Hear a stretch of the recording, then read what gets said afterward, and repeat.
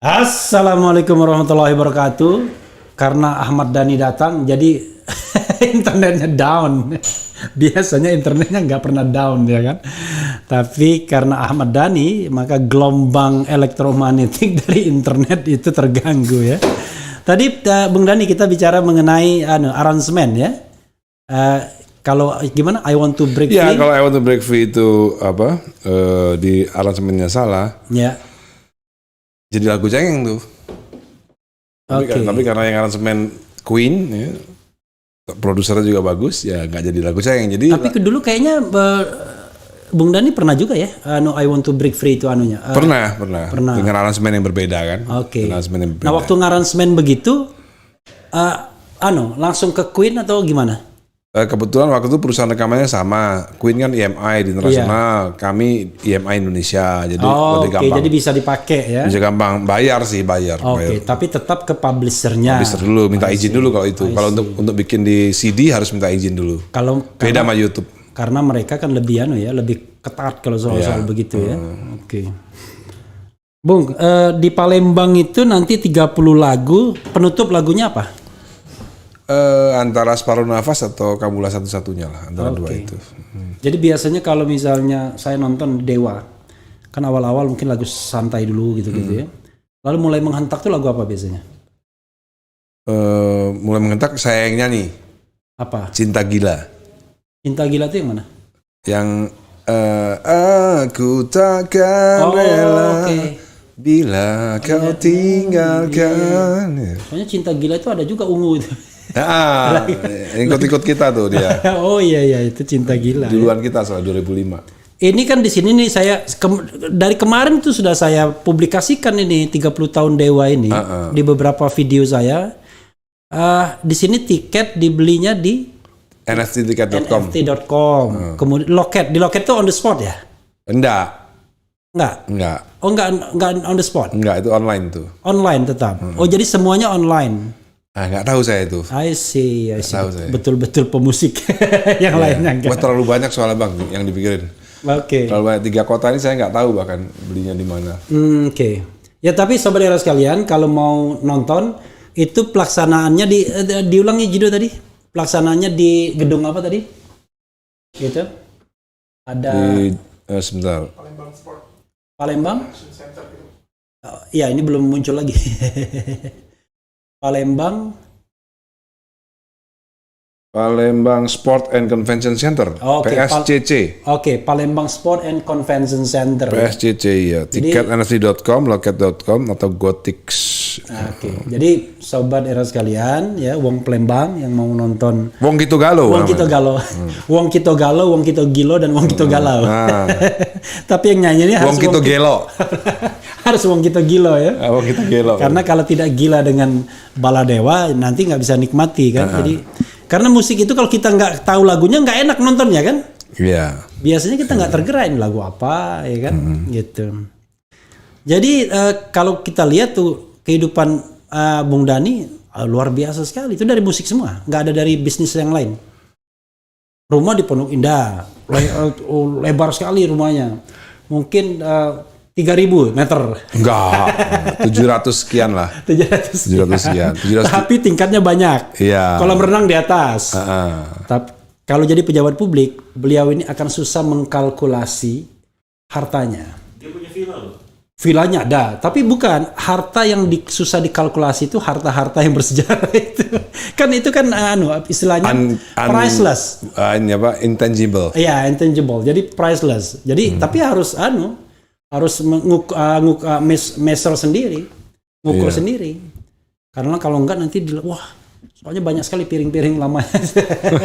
Barang tertua ada dari abad keberapa itu, Bung? Di rumah itu. Saya malah barang tertua malah dikasih Fadlizon.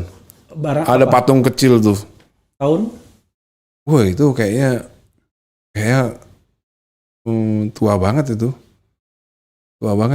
Jadi beliau ini dengan Fadlizon itu sama gilanya dalam mengkoleksi benda-benda bersejarah. Apapun dikoleksi. Pokoknya yang penting benda bersejarah ya. Pokoknya yang tua aja. Termasuk lemari-lemari gebyok-gebyok macam-macam itu, foto-foto dan lain sebagainya. Memang itu udah hobi ya memang ya. Iya, nggak kuat kalau lihat apa barang tua tuh. Saya punya teman kaya raya di Malaysia, terus ngundang saya, ayo kita ada hotel Mewah. Hyatt baru di Kuala Lumpur. Saya wain lah Presiden Suite. Saya nggak nyaman kan, nggak menikmati, nggak bisa nikmati saya bang barang baru itu. Oke. Kalau Mau marmer semuanya barang-barang baru di Presiden Suite misalnya apa Hilton atau Hyatt, nggak bisa nikmatin saya. Jadi yang nikmati barang-barang tua. Barang-barang tua gitu. Saya lebih baik nginep di hotel joglo tua gitu. Itu baru saya menikmati benar-benar. Kalau di Jogja itu hotel heritage yang agak tuaan sedikit. Nggak tua banget sih, tapi agak nuansa. Itu ditua-tuain tuh bang. Dituatuain. Iya, dituatuain. Kalau yang hotel tua itu di Surabaya tuh Hotel Majapahit. Kan tua beneran bang. Dulunya kan Hotel Oranye.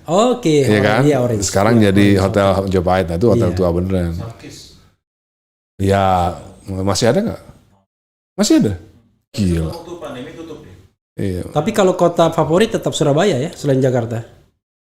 Kalau saya ditanya kota favorit saya Bandung bang. Oh Bandung. Kenapa Bandung? Ya menurut saya karena itu tadi masih banyak rumah tuanya, masih banyak gedung tuanya.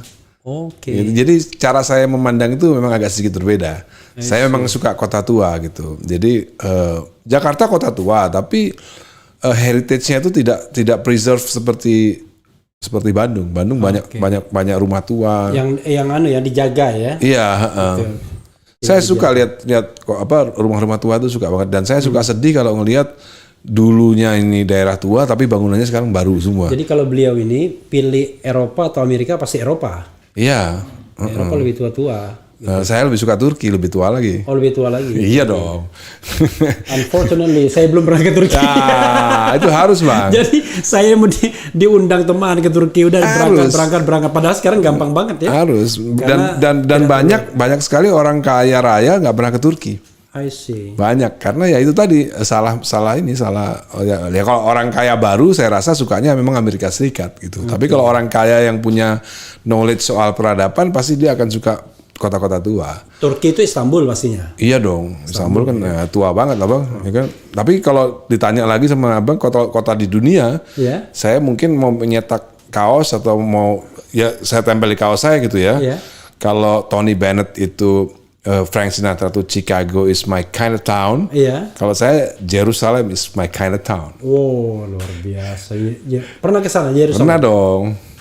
Yerusalem Old Jerusalem ya. Old Jerusalem ya. Itu kalau Old Jerusalem itu control by Israel ya?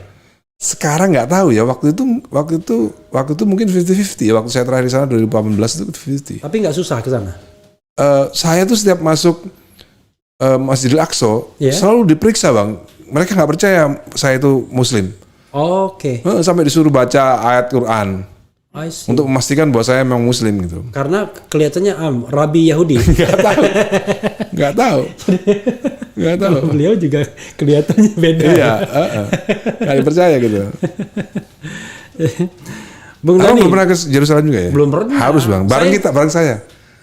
Insya Allah. Nah katanya tahun depan ya? Februari saya. Februari ya? Februari tanggal 17 itu Isra Mi'raj. Tapi aman kan? Aman ya. 17. Kita rencananya bareng Dewa bang. Kebetulan Dewa punya vokalis Muslim. Kebetulan. Iya. Selama ini kan Nasrani melulu kan. Ari Lasso Nasrani, Once Nasrani, terus Judika Nasrani. Terus sekarang dapat Muslim. Namanya Firza. Elo Nasrani juga. Tapi kan mereka kan cuma cabutan kan sebenarnya? Iya. Tapi kan. Ini kita rencananya sama vokalis yang Firza ini rencananya mau umroh bareng. Maksudnya umrohnya kapan? Umrohnya Februari 17. Lalu pokoknya tanggal 17 Februari 2003 kita ada di Aqsa.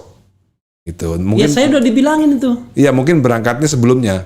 Mungkin berangkatnya sebelumnya. Pakai ini kan, pakai ada travelnya. Iya, pakai travel. Berapa orang nanti semuanya? Loh kalau Dewa kan memang mengendorse kepada siapa nanti yang mau ikut bareng Dewa itu memang kita endorse. Mungkin di Mekah 2 hari, Madinah pertama kita ke Yerusalem dulu. Tapi imamnya bukan Ahmad Dhani kan? Hah? Imamnya bukan Ahmad Dhani ya? Tergantung. yang keliling-keliling Ka'bahnya bukan beliau yang ini, yang mutawif istilahnya mutawif. Tapi saya sendiri kadang-kadang bingung bang. Ya memang memang saya waktu masih muda kan memang belum nonton. Gara-gara nonton film ini bang, apa? Kingdom of Heaven. Oke, Kingdom of Heaven. Gara-gara nonton film siapa itu. Siapa yang kurus itu? Yang dia main film ini juga? Siapa? Orlando Bloom. Ya, Orlando Bloom. Ya. Orlando Bloom. Saya memang terkesan sekali kan sama film itu kan. Iya. Jadi ketika Iya, Evergreen. Iya. Jadi gara-gara nonton film itu, jadi ya saya terobsesi gitu ngelihat karena Jerusalem itu Masjidil Aqsa itu old ya, terutama old city-nya ya, old Jerusalemnya itu termasuk Aqsa-nya itu kan as it is bang. I see. Tidak ada pembaharuan. Artinya di pinggir-pinggirnya tidak ditambahin gedung-gedung tinggi kan nggak ada. Jadi old city itu kalau kita kembali ke 1000 tahun yang lalu ya masih sama bang. Itu yang menarik buat saya gitu loh. Kan saya kan suka barang tua. Dengan spekulasi bahwa di bawahnya itu the Kingdom of Sulaiman. Ya, saya rasa sih kalau orang Yahudi mau pasti mereka punya ide untuk ngerebut Yerusalem karena itu memang barang asli itu bang. Oke. Otentik itu.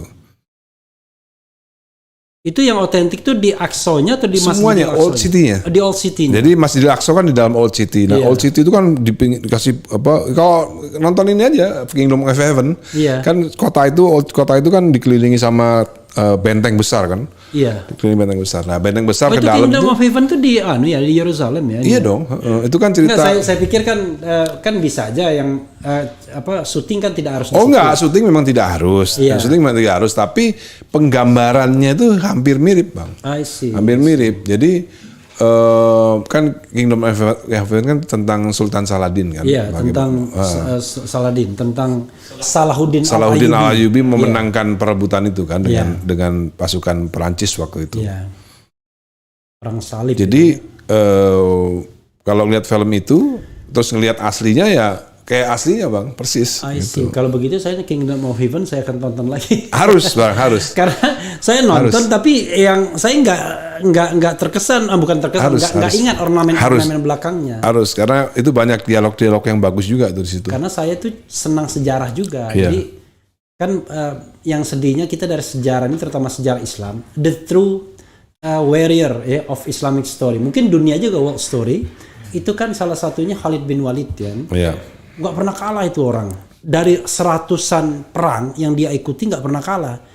Minta mati syahid nggak mati-mati. Matinya di atas tempat tidur. Kan Khalid bin Walid. Tapi kan kita nggak punya penggambaran audio visual yang baik, yang bagus tentang Khalid bin Walid itu. Iya, sebenarnya termasuk ini bang. Nanti kalau misalnya sebelum tidur nanti buka YouTube atau buka Google, Abdullah bin Jubair. Oke, Abdullah bin Jubair ya. Iya, itu nggak kalah seru juga itu bang. Abdullah bin Jubair itu. Itu kan salah satu khalifah yang gagal lah. Khalifah yang gagal karena dia nggak sukses menjadi khalifah. Dan khalifah di mana? Dinasti apa? Umayyah, Abbasiyah? Zamannya Umayyah menuju Abbasiyah. Oke, I see. Jadi beliau itu adalah cucu daripada Abu Bakar. I see. Abu Bakar As-Siddiq. Anak daripada Asma. Jadi dia ponakannya Aisyah. Oke. Jadi beliau itu awalnya Asma binti Abu Bakar. Iya, makanya dia cucunya kan. Awalnya dia waktu perang Jamal antara Aisyah lawan Sayyidina Ali, dia membela tantenya dong. Nah, tapi ketika Husain dipenggal kepalanya, dia nggak terima. Dia nggak terima dan dia ngelawan waktu itu Yazid masih. Yazid bin Abu Sufyan. Yazid bin Muawiyah bin Abu Sufyan. Nah, waktu itu Yazid bin Muawiyah bin Abu Sufyan. Lalu kan dia kan meninggal, Yazid meninggal diganti anaknya cuma 3 tahun, terus habis itu diganti lagi Marwan bin Malik kalau nggak salah namanya saya. Nah di situ perangnya antara situ bang. Jadi kalau abang bilang Khalid bin Walid tadi meninggalnya di tempat tidur, Abdullah bin Jubair meninggalnya disalib bang. Disalib oleh khalifah saat itu. Ini menarik bang. Iya nanti saya lihat ya. Itu di YouTube ada ya? Di YouTube ya ceramah Abdullah bin Jubair, nanti kan keluar penceramah-penceramahnya. Iya, Abdullah bin Zubair ya. Zubair ya. Abdullah bin Zubair. Jadi kalau Abdullah bin Jubair bin Awam. Bin Awam ya. Itu satu generasi itu top semua itu. Oke. Jadi beliau ini, sobat era sekalian, banyak pengetahuannya. Tapi memang jadi musisi itu harus cerdas kan? Nggak tahu juga saya. Hah? Nggak tahu. Kalau dia mau bikin, misalnya bikin syair, bikin apa kan, kalau dia harus ada punya horizon pengetahuan tertentu kan? Tapi mungkin gini Bang, jadi kan banyak orang yang ngapain sih jadi politisi gitu kan? Iya.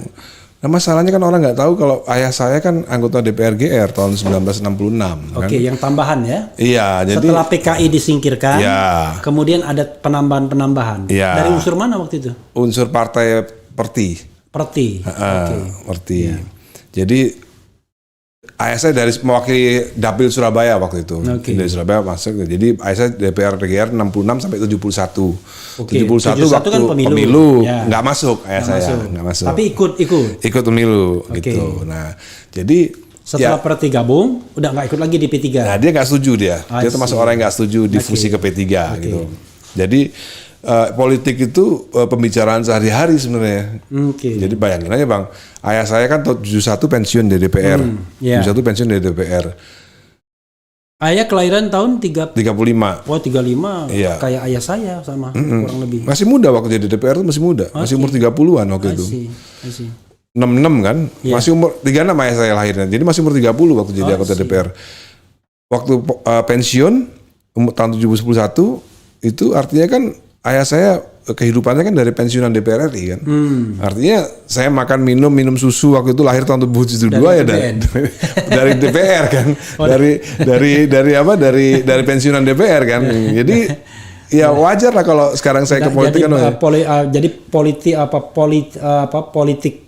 politik bloodnya itu. Ya. Gitu. Jadi sebenarnya ngeband itu sebenarnya kesasar Bang. Kesasar. Tapi begini Bung Dani ya. Kadang-kadang kita tidak bisa memadukan dua profesi sekaligus. Seperti misalnya jadi musician dengan jadi politician. Pasti bentrok tuh. Kadang-kadang orang pengen melihat, aduh pusing saya pengennya Dani ya musik aja. Pasti banyak kan yang begitu kan, Anda kan pasti merasakan kan? Ya. Gitu. Gimana cara menjembataninya? Karena bisa-bisa fansnya kabur. Mereka butuh pengertian aja Bang. Mereka butuh pengertian karena mereka nganggap saya ini belum punya penerus. Oke. Ahmad Dhani ini belum punya penerus gitu. Jadi sayang kalau saya meninggalkan musik gitu. Kesan yang saya tangkap itu. Oke. Ya cuman masyarakat kan belum paham banget kalau darah saya ini kan darah politik gitu kan. Bahwa saya sebenarnya kesasar aja di musik dan masyarakat kan belum paham apa bedanya sih dokter jadi politisi, psikolog jadi politisi atau tentara jadi politisi. Apa bedanya musisi jadi politisi itu juga bedanya apa gitu loh. Ada bedanya karena kalau dokter itu dia nggak punya followers, ya kan nggak punya fans, ya kan? Kan kita dealing with people kan? Iya. Begitu kita dealing with people, orang nggak rela. Saya pengen menikmati Dani sebagai seorang musician, ya kan? Tapi tiba-tiba dia main politik. Let's say beginilah paling gampang. Dewa mengadakan konser. Saya yakin tuh nggak ada BUMN yang mau sponsor. Ada nggak? Sorry to say. Kalau sekarang iya sebenarnya. Masih mending kalau sekarang nggak dapat sponsor tuh masih mending. Dulu waktu zamannya saya melawan Ahok dulu, itu benar-benar nggak ada job sama sekali Bang. Justru bahkan job pun tak ada. Bahkan sponsor. IO nggak takut. Iya. Apalagi waktu saya terdaftar sebagai caleg Gerindra 2019, bikin diskusi kecil di Surabaya ya nggak dapat izin Bang. I see. Kan gini. Kalau kita jadi musician paling enak ikut penguasa. Ikut penguasa itu apa-apa enak, apa-apa karpet merah ya kan? Iya. Orang kita nggak butuh pun dicari-cari kira-kira begitu, dikasih kebutuhan ya kan? Tapi kalau kita di luar mainstream kekuasaan, kan semuanya serba sulit tuh bagi pemusik itu biasanya. Sebenarnya itu hanya terjadi di tahun ini aja Bang. Tahun-tahun lalu zamannya SBY juga nggak gitu-gitu amat. Iya, gitu. Ini kita ngeritik SBY biasa-biasa aja gitu. Sekarang terasa benar ya. Iya. Ketika kita berdiri di kutub yang berbeda, kok rasanya tiba-tiba dibawa sampai ke hati. Iya. Gitu. Tapi Bung, lalu cita-citanya apa di dunia politik? Cita-citanya ya nomor satu kita punya visi lah bang, punya visi. Nanti aja visinya saya omongin bang. Oke. Tapi paling tidak kan dalam jangka waktu punya dekat. visi dan punya solusi lah yang paling penting. Kalau cuma visi dan misi nggak ada solusi buat apa? Visi, solusi dan transmisinya. Kalau nggak ada transmitternya itu susah nanti. Bagaimana mentransmisi visi? Sebenarnya saya masih percaya kan sekarang kan kita sering dengar kan yang namanya money politik dan lain-lainnya. Saya sebenarnya masih percaya ada beberapa orang yang benar-benar idealis gitu ya. Ya mungkin sekarang nggak banyak, tapi suatu saat mungkin akan banyak. Bahwa suatu saat Indonesia akan mulai bergerak lagi seperti zaman Cokro Aminoto dulu bergerak ya bang ya, tanpa money politik, dengan pergerakan benar-benar pergerakan dari rakyat. Karena itu saya rasakan benar waktu di Surabaya, waktu pileg di Surabaya itu benar-benar saya tuh pergerakan tanpa uang sama sekali bang. Kan saya kan di penjara kan, saya di penjara terus teman-teman relawan. Waktu di penjara itu masih dalam status sebagai caleg ya? Iya. Dan tidak dicoret karena cuma 1 tahun kan? Tidak. Tuntutannya kan di bawah 5 tahun kalau nggak salah. Jadi saya lihat waktu itu memang benar-benar pergerakan politik yang murni ini ya seperti ini. Saya rasain sendiri gitu loh. Meskipun ya terhambat oleh kecurangan ya bang ya, tapi ada gitu. Ternyata ada pergerakan politik yang sesungguhnya itu ternyata saya rasakan sendiri gitu loh di Surabaya itu. Jadi berarti 2024 saya balik Surabaya lagi. Balik Surabaya. Dapil berapa? Dapil 1 bang. Dapil 1 itu Surabaya? Surabaya Sidoarjo. Oh enak dong, dekat. Iya, tapi itu dapil neraka bang. Iya, karena yang bilang dapil neraka karena itu kan ibaratnya sepak bola itu divisi utamanya. Iya. Karena pasti banyak pemainnya di situ kan. Lalu kalau misalnya eksekutif kan udah pernah nyalon sebagai wakil bupati ya waktu itu ya? Ya. Wakil bupati di Bekasi. Di Bekasi ya. Itu gimana? Kok bisa kesasar ke sana? Waktu itu cari pengalaman aja bang. Oke. Dan kalau banyak pengalaman, kalau nggak di politik itu nggak bisa baca buku lah bang. Menurut saya meskipun keluaran S3 Sains Politik Luar Negeri, saya rasa aplikasi di Indonesia kayaknya nggak cocok. Justru makin baca buku makin kita nggak mau terjun politik. Karena beda semua ya kan? Iya sama lah seperti sarjana hukum gitu. Iya. Prakteknya di dalam persidangan kan nggak ada semua di buku ya kan? Ada. Nah, ada yang ada ya pengalaman. Justru makin tinggi sekolah makin nggak mau bersidang dia. Iya. Gitu. Makanya orang saya sama Once kan sarjana hukum. Iya. UI kan? Iya. Kalau ngomong hukum sama saya belum tentu menang. Karena saya banyak mengalami proses hukum. Berani gitu loh. Coba kita bacakan sedikit ya, Bung Dani ya. Iya. Tadi sayang sekali waktu kita terputus tadi sudah banyak yang komentar-komentar, tapi kita cari yang komentar yang baru ini. Saya fan Dewa, ada fan tapi nggak pakai S dia. Saya fan Dewa 19, Bang Dani emang mantap ya. Tapi dibilang ini banyak juga penggemar giring pada nyasar di sini. Oke, sebagai sesama musisi ini mohon maaf ya Bro Giring ya nggak apa-apa. Bro Giring pernah kesini? Nggak pernah. Oh kenapa? Saya undang tapi belum ada jawaban. Iya. Jadi Bro Giring saya undang ya, Refli Harun undang Anda ke sini. Sama ini sekalian tuh siapa? Pasha Ungu ya kan? Biar yang politik-politik tuh kita ngobrol-ngobrol juga kan. Jadi biar ada bridgingnya kan antara orang hukum, kemudian orang politik, musik dan YouTuber kayak gitu. Jadi kalau melihat Giring gimana? Kan gini, saya puji Giring di satu sisi, walaupun ada orang, saya ingin sisi positifnya ya. Iya. Kalau saya bilang sisi positifnya itu adalah waktu dia inisiasi politiknya luar biasa. Dari sisi untuk melambungkan dirinya. Bandingkan dengan ketua-ketua umum partai-partai baru kan nggak kita kenal kan. Walaupun sudah bolak-balik di televisi misalnya. Iya. Tapi begitu Giring, wah dia bisa top of mind tuh. Gitu. Ya karena kan seniman kan, musisi kan. Dia kan tapi walaupun udah populer musisi duluan. ada juga yang kira-kira yang nggak terlalu. Ya kalau Pasha Ungu jadi ketua PAN ya bisa lebih terkenal daripada Giring mungkin bang. Kan belum dicoba masalahnya. Belum dicoba sih. Iya. Tapi kalau dia tidak bertingkah kayak Giring akan susah dia terkenal. Karena biasanya kan kalau dia gerakannya kan kadang-kadang gini. Pasha ketika menjadi wakil kepala daerah dia berusaha mengubah penampilan, ya kan? Rasanya ini maaf ya Bro Pasha, dia ingin to be recognized sebagai katakanlah politician, ya kan? True politician. Dia nggak mau loh. Saya bukan lagi penyanyi Pasar Ungu dan lain sebagainya. Saya juga punya pemikiran intelektualitas. Malah kehilangan originalitas kan? Kalau begitu. Orang tidak melihat Pasar Ungu yang genuine jadinya kan? Jadi Giring lebih genuine ya Bang ya? Iya. Lebih genuine, lebih jujur dia. Karena begitulah penampilannya, urakannya di musik kan. Tapi untuk inisiasi politik dia bagus. Cuma kan untuk partainya kan belum tentu. Nah, kan ada persoalan juga kan. Artinya diri dan partainya kan bisa berbeda. Jadi banyak orang yang terkenal tapi belum tentu dia punya elektabilitas kan. Nah, dia mungkin naik cepat melambung, tapi kalau head to head untuk pilkada DKI, itu belum tentu kan begitu. Maksudnya head to head sama Tasya gitu ya? Ya, head to head sama Ahmad Dhani juga.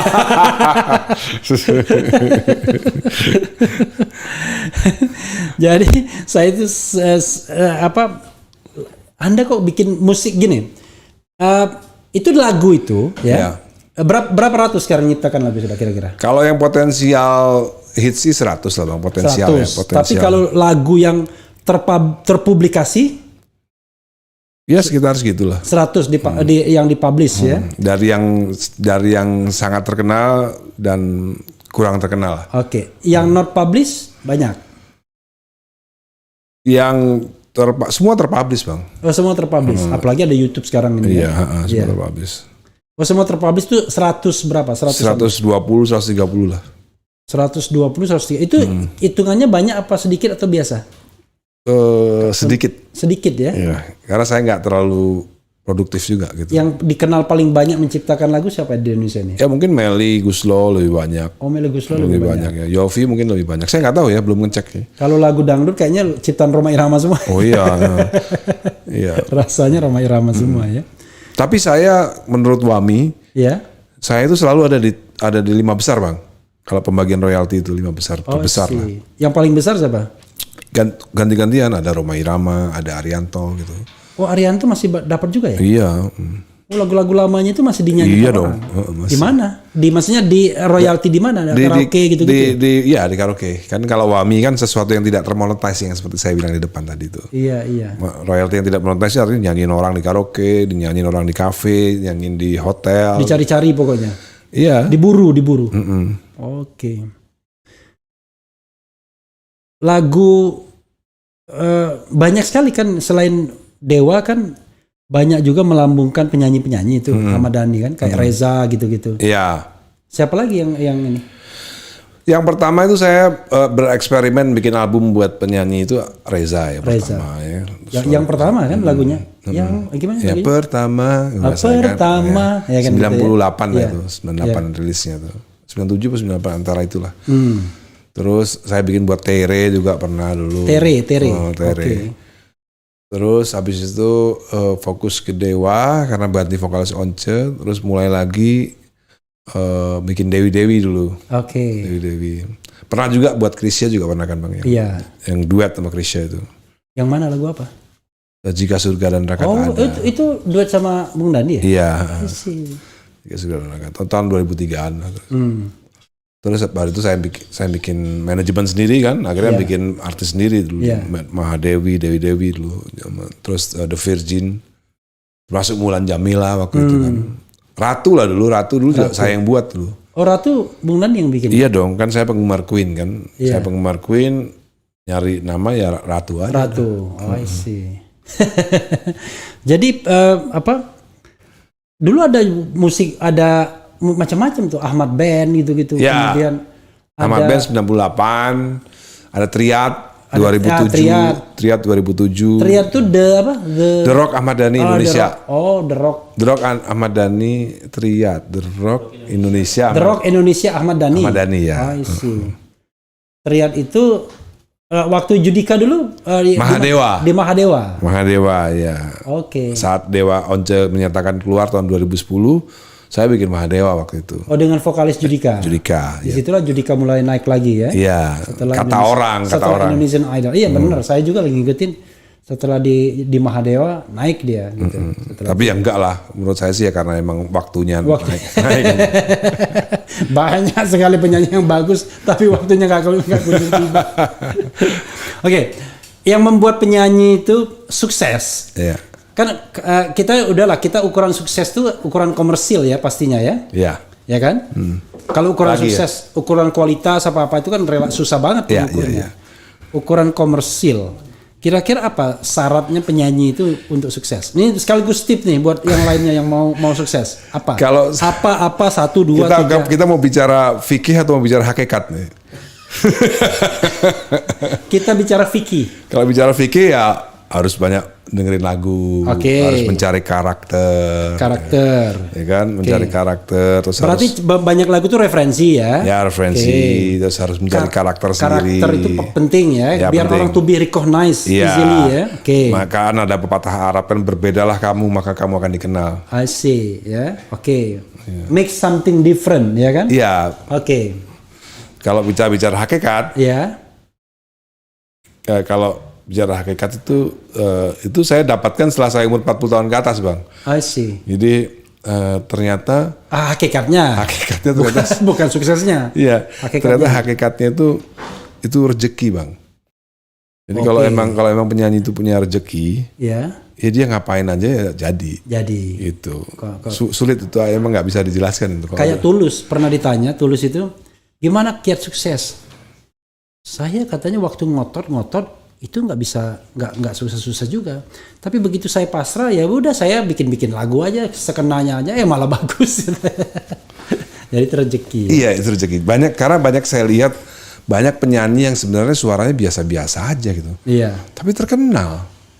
Tapi lagunya jadi hits, lagunya disukain orang. Lagunya juga biasa-biasa aja. Menurut saya biasa-biasa aja, tapi karena dia yang nyanyi. Saya bandingin dengan lagu Ahmad Dhani. Saya ini bukan musician ya, tapi rasanya tahulah juga sedikit. Ini kok lagu ini biasa-biasa aja, tapi kok ngetop banget. Penyanyinya kok biasa-biasa aja, kok tiba-tiba hit. Dia bisa bikin viral apa-apa sih? Iya itu artinya rezeki, Bang. Itu sulit dilawan itu yang gitu-gitu tuh. Karena banyak sekali penyanyi bagus.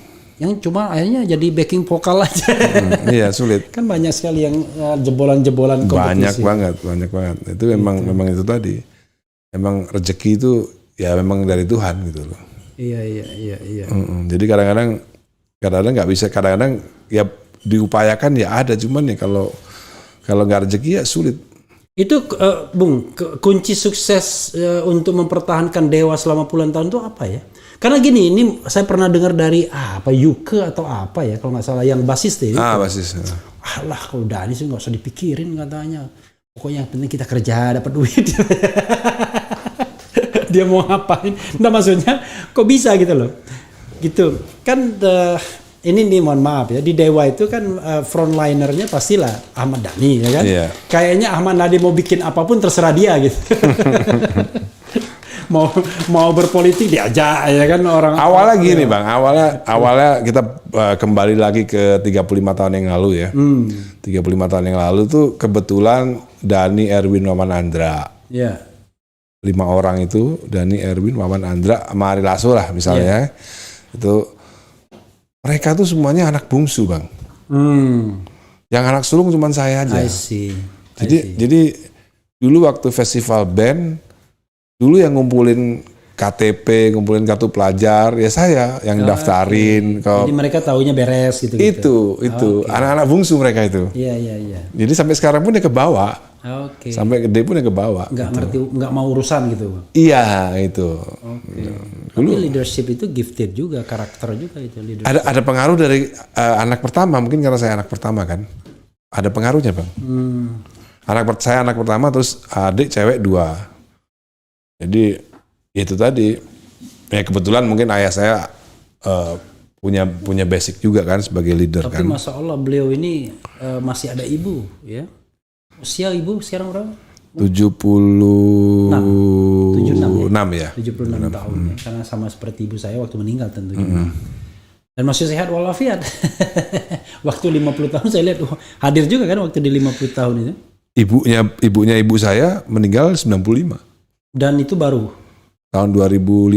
2015 ya. Dan barangkali ya sudah banyak yang tahu juga kalau beliau ini keturunan company. Banyak lah. Company Yahudi ya. Banyak lah. Ini ya darahnya banyak. Iya. Jadi salah satunya Kohler. Itu Kohler yang mati di Aceh. Saya nggak tahu saya. Kalau di Aceh itu kan 1805 kan 18. Iya. Kakek saya kan lahir kakeknya ibu saya 1883 lahirnya. Saya nggak tahu kan jauh banget kan 18 Jauh banget. Sama itu. Jadi kakek ibu ya? Kohler tuh kakek ibu. Iya. Oke. Kakeknya ibu. Kakek berarti yang ibu sekarang? Iya. Kakek ibu, nggak jauh dong berarti. Iya. Jadi bapak. Hitungannya Jadi cicit dong. Cicit Kohler. Ibu saya punya bapak namanya Freddy Rudolf Paul Kohler. Oke. FRP Kohler, Freddy Rudolf Paul Kohler, bapaknya. Bapaknya ibu. Ya. Oke. Oh, berarti udah bule. Iya. Oh, jadi bapaknya ibu sekarang udah bule. Iya. I see. Terus bapaknya lagi kakeknya mama saya namanya Jan Peter Frederick Kohler. Oke. JPF, Jan Peter Frederick Kohler ya gitu. Nah, saya cuma sampai situ aja Bang taunya. Fotonya ada. Oh, fotonya ada. Dan dua-duanya ini dua Kohlernya lahirnya Surabaya semua. I see. Menarik. Jadi Kohler, melahirkan ibu, melahirkan Dani. Iya. Oh, ya nggak jauh dong berarti. Iya. Berarti kakek langsung bule. Ya, kalau dari ibunya ibu saya juga bule juga, tapi dari Portugal. Namanya Antonis. Jadi dulunya itu Portugal yang pertama kali datang ke sini itu kakeknya ibu saya dari sisi ibu gitu. Kalau Bung Dani ini kalau di televisi dia nggak kelihatan bule-bulenya. Kalau asli adalah. Nurunnya kan ke anak saya Bang. Iya, nurunnya ke anak ya. Jadi dia ditunda di bapaknya ditunda, nurunnya ke anak. Yang paling bule itu siapa? Si Anu ya, si Al ya. Jadi saya di dalamnya yang bule Bang. Iya. Cara berpikir, ini dalamnya. Muka enggak emang. Ya, oke. Arabnya ada juga. Ada Al-Habsi dari ibunya neneknya nenek saya itu Al-Habsi. Oke. Jadi ada Al-Habsi juga, tapi dari ibu ya. Dari ibu. Jadi tidak Habib. Kalau sudah Habib Ahmad Dhani luar biasa. Itu langsung undefeated, nggak bisa dikalahkan lagi sudah. Ya. Kalau kita ngomong soal putra ya, Bung Dhani putra 5 sekarang kan? Putra putri ya? Iya. Jadi 3 dari Maya, 2 dari Mulan. Ini. Itu tapi nggak bagus pertanyaannya nih. Tapi gini, kadang-kadang kan kita sebagai bapak itu kan punya ekspektasi ya kepada anak ya. Saya nggak punya. Saya nggak punya. Saya dari awal nggak pernah punya ekspektasi macam-macam sama anak saya. Karena kebanyakan orang tua yang saya lihat itu terlalu tinggi ekspektasi sama anak sehingga banyak kecewa gitu. I see. Saya nggak punya. Nggak punya misalnya L dulu harus bermusik gitu. Enggak. Tapi hal yang paling membanggakan ya L menang tinju kemarin itu baru sekali. Baru sekali saya bangga punya anak itu. Dan terus terang waktu ronde ketiga nonton saya. Ronde 1, ronde kedua hampir kalah ya. Ronde ketiga begitu menang langsung lompat-lompat. Begitu lagi mukul-mukulin langsung dia mau nyemangati. Tapi kok boleh ya? Ya namanya juga amatir kan. Namanya bukan amatir, selebriti. Iya. Tapi seperti tidak amatir loh tinjunya tuh. Oh iya. Persis kayak tinju profesional beneran itu. Si El kan biasa ngebuk drum ya kan. Jadi tangannya juga udah kuat. Tapi kan dia sekolah di Inggris ya? Iya. Di mengambil apa dia? Manajemen ya, S1. S1. Selesai sudah. Sudah selesai. Oh, tapi dia belum belum atau ikut? Dia masih belum menentukan mau ambil S2 atau mau langsung. Saya kan punya perusahaan baru nih sekarang nih.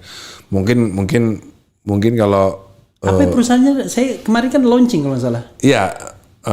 Kita punya Dewa 19 Super Apps kan. Apa itu? Aplikasi. Oke. Jadi super apps jadi macam-macam. Jadi aplikasi orang tuh bisa. Termasuk karaoke ada. Iya. Jadi dari jual aplikasi itu ya. Iya. Oke. Jadi aplikasi musik. Macam-macam. Jadi karaoke sebenarnya. Aplikasi karaoke. Jadi orang bisa punya karaoke, bisa bikin karaoke di rumah, bisa buat karaokean untuk berbisnis juga bisa gitu. Oke, dan itu yang pegang. Ya, dan ini menjadikan tadi sesuatu yang tak termonetize, sekarang bisa dimonetize. I see. Jadi itu ada sistemnya nanti. Ada sistemnya. Jadi kalau orang menyanyikan lagu itu, ada di dashboard langsung. Langsung ketulis hari ini siapa nyanyi lagu Arianto, siapa nyanyi lagu Ahmad Dhani, siapa nyanyi lagu Yovie Widianto, semuanya ada di dashboard semua, nggak bisa bohong. Dan jadi ini sebenarnya perkembangan baru. Jadi ya inilah salah satu perjuangan saya gimana caranya pengarang lagu tuh bisa dapat royalti yang lebih transparan ya. Selama ini kan nggak transparan, Bang. Lalu misalnya katakanlah saya beli software kan? Download. Oh, download. Nah, saya download softwarenya. Lalu saya install di rumah. Lalu saya nyanyi. Itu langsung bisa dipantau? Bisa. Lalu saya ditagih nanti? Kan bayar, Bang. Hah? Kan bayar. Oh, I see. Karena itu online ya? I know. Jadi begitu saya mau nyanyi, ya bayar. Nah, kita sekarang lagi percobaan itu Rp5.000 masih. Untuk 1 jam. Rp5.000 per 1 jam dan 1 jam. Anda mau nyanyi lagu apa aja terserah. Dan tapi di situ di record nanti. Iya. Untuk bagi royalti. Iya. I know. Kita barusan aja hari ini, Bang, dapat deal dari Selmi ya, dari sebuah badan yang memang punya otoritas terhadap itu. Gitu. Jadi kita dapat izin dari mereka. Jadi karaoke bukan karaoke gambar binatang, Bang. Oke. Jadi gambarnya benar-benar video klip. Misalnya karaoke nyanyi Noah ya Noah beneran. Video klipnya Noah resmi gitu loh. Oke, dan itu berarti dealing dengan publishernya Noah? Bukan, gitu? Dengan Selmi tadi itu perusahaan. Selmi. Jadi dia sudah menjadi perantara? Ya, asosiasi perusahaan rekaman. Gitu. Oke. Barusan hari ini tadi deal. Jadi kita berani launching. Tadi bikin video launchingnya juga. Itu Al Eldul sekarang ikut Bung Dhani atau ikut Maya? Kalau Al sama El dari dulu ikut saya. Oke, kalau Dul sejak 2014 ikut ibunya. Itu yang dulu sudah selesai kan? Apa itu? Itu yang Dul yang Bung Dhani harus belum, Bang. Belum, masih saya tanggung. Per bulannya masih saya tanggung. Sudah hampir 10 tahun ya. Berapa orang yang ditanggung? 5 orang. 5 orang janda ya. 5 orang janda berarti jadi 5 orang janda itu ya? Iya. Termasuk anak-anaknya juga. Waktu itu kan yang meninggal 7 ya. Yang meninggal 7, 1 masih muda, terus 1 lagi itu kita bayar lunas. Nah, terus yang 5 lagi itu kita masih bayar per bulannya. Per bulan. Sampai nggak tahu sampai sekolahnya selesai. Oh, sekolah anaknya selesai. Iya. Ada yang udah kuliah, ada yang masih baru SD sekarang. Berapa anaknya? Ada macam-macam, ada yang anaknya waktu itu masih 2 tahun. Enggak, jumlah semuanya akhirnya yang sekolah. Ada yang 1 ibu, ada yang 2, 1 ibu ada yang 3, 1 ibu ada yang 4 gitu. Sudah ada yang tamat ya tapi? Udah 10 tahun kan? Tamat SMA udah, ada yang kuliah belum. Kita lagi mau review lagi nih. Oke. Berat juga ya?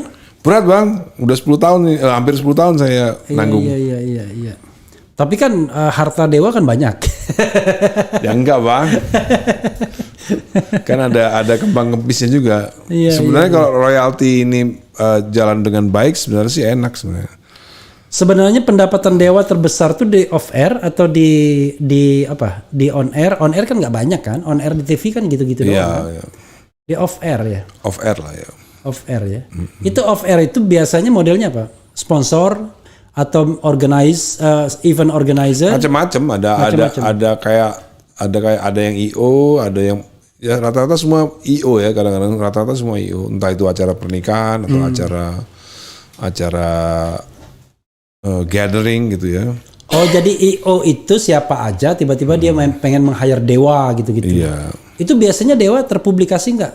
Sekian gitu. Atau tergantung negosiasi ya? Ya tergantung negosiasi. Iya. Dewa kan sekarang berempat. Jadi cuma bayar orang berempat aja. Yang lainnya kalau mau ngundang Ari Lasso atau ngundang Firza ke masing-masing gitu.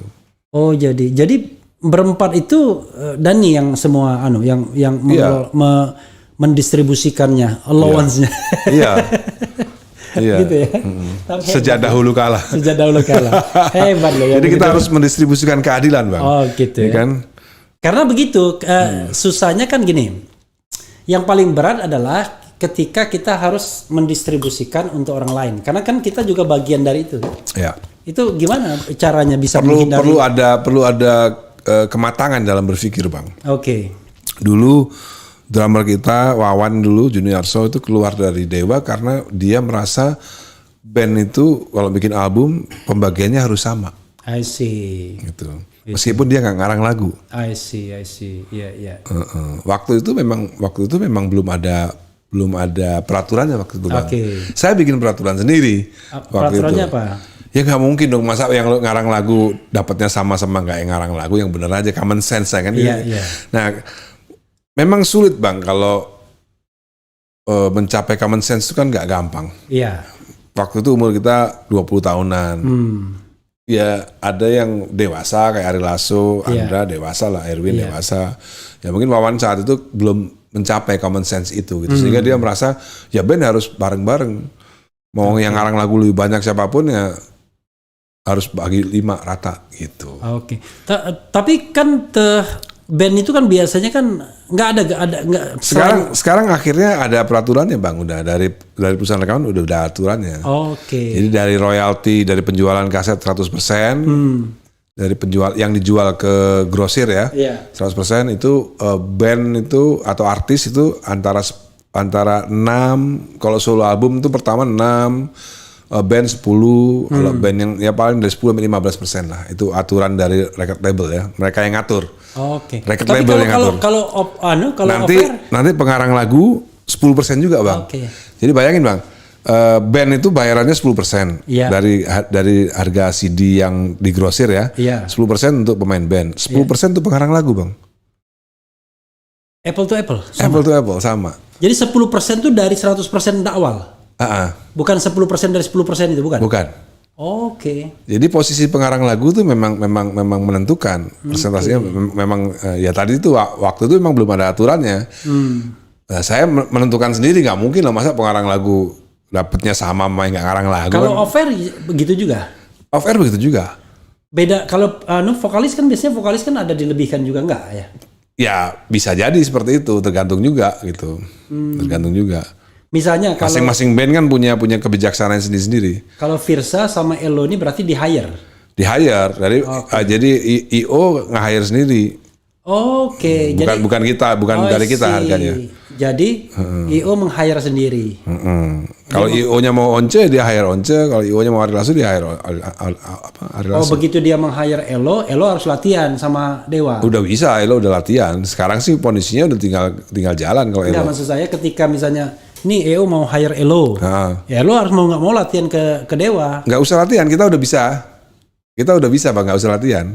Oh, udah bisa. Udah bisa, iya. Loh kan Elo kan bukannya Baladewa. Ya, sudah latihan dari lama, Oke, jadi udah siap ya. Udah siap, Oke. Semuanya udah siap, 4 udah siap semua. Judika masuk? Enggak masuk. Enggak. Oh, jadi 4 itu Once, Ari Lasso, kemudian Firza Elo. Semuanya si Matupang semua siang malam tunggu panggilan semua. Apalagi apalagi jangan COVID begini ya. Iya. Luar biasa. Apa ya? Bung RH ajak backing vokal main Laskar Cinta. Gimana caranya kita? Gimana Laskar Cinta gimana lagunya nih? Tinggi tuh. Laskar Cinta, sebarkanlah virus-virus cinta, musnahkanlah virus-virus penista. Apalagi hidupnya di Jakarta. Saya mau membacakan ini terlalu banyak ya. The Real Living Legend Master Mr. Ahmad Dhani Prasetyo ya. Bedanya Dhani Prasetyo sama Vicky Prasetyo itu nggak ada ya. Prasetyo family ya. Kemudian kumat ngelak, oh apa ini macam? Ngelak itu haus, Bang. Oh, ngelak tuh haus. Hampir 80% komen soal saya itu pasti orang Jawa. Oke. Dari 80% itu 50%-nya Surabaya. Oke, lagu hitsnya Ahmad Dhani more than 100 songs katanya. Lebih dari 100 ya. Begadang with Mas Dani, keren jadas. Ya. Luar biasa, kalau nggak Ahmad Dhani nggak ada yang nonton. Live jam berapa? 1:30, Allahu Akbar. Kalau 1:30 itu bulan puasa masih mending ya kan? Iya. Orang nunggu ada yang ditungguin 1:30 nggak ada. Ferry Juliantono nungguin di rumah nih. Itu. Tadi saya sudah saya kasih dia kasih pesan, dia nggak jawab dia. Tadi beresin barang-barang karena besok ke Jambi. Maaf Mas, ini saya udah di rumah. Tadi beresin barang-barang karena besok pergi ke Jambi. Oh, iya. Berangkat kapan berangkat?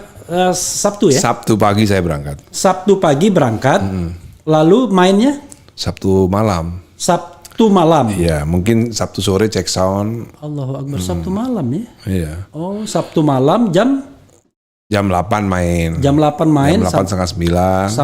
Sampai jam setengah 11 biasanya pulang ke hotel. Pulang ke hotel. Terus pagi kita berangkat lagi Jakarta Bang. Oke. Karena jam 10 manggung di Istora. Allahu Akbar. 10 pagi. 10 pagi? Iya. Manggung acara? Acara perbasi ya. Basket. Iya, basket apa bulu tangkis ya, lupa saya. PBSI kalau PBSI. Oke. Apa bulu tangkis? Menghibur acara terakhir mungkin. Oh ini Indonesian Open. Iya. Indonesia Open. Oke. Jam 10 pagi. Itu kata orang Padang yang penting ado pitinyo. Oke lah, saya nggak mau lama-lama lagi kasan beliau ini. Tapi kayaknya nggak pernah olahraga ya?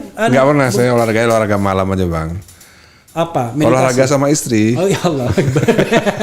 Enggak, biasanya kan vokalis kan jaga fisik apa-apa. Kalau pagi banyak anak bro. Fisik, jaga fisik gitu-gitu. Ya rumah saya kan tangga semua kayak rumahnya abang ini. Oke. Jadi setiap hari saya naik turun tangga ya udahlah gitu. Udah cukup lah ya. Cukup. Apalagi naik turun tangga dan takut nabrak benda apa, benda purbakala. Itu kata siapa? Kata ini harga rumahnya itu 100 miliar mungkin.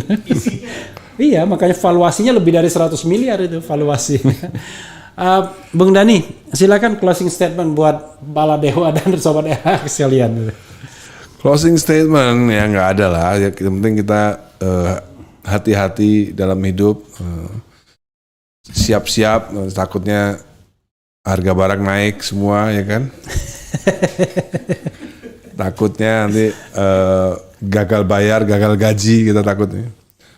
Gagal konser? Bukan hal konser, takutnya gagal bayar utang Bang ya kan, ngeri juga kan.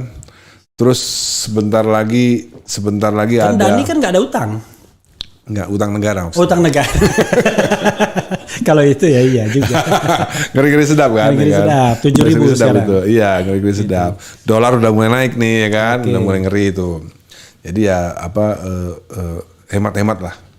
Hemat.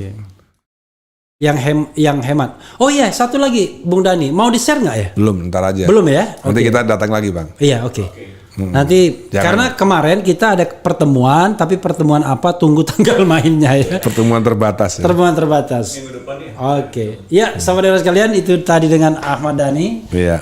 Thank you very much ya sudah hadir di sini dan mudah-mudahan nanti kita punya seri yang lain. Karena begini, Bung Dhani, kalau ngomong di RH Channel ya kan, mungkin tidak semeledak kalau ngomong di artis-artis ya kan. Cuma ini orang yang penting semua. Termasuk Bin ya Bang ya. Bin nonton. Jadi Bin itu maksudnya Khalid bin Walid ya kan? Khalid bin Walid.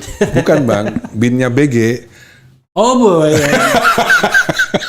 Padahal saya udah belokin. BG itu plat nomor Palembang. Oh iya benar. Kenapa kan orang kita Galo kan? Orang kita Galo. Wassalamualaikum warahmatullahi wabarakatuh. Waalaikumsalam warahmatullahi wabarakatuh. Jadi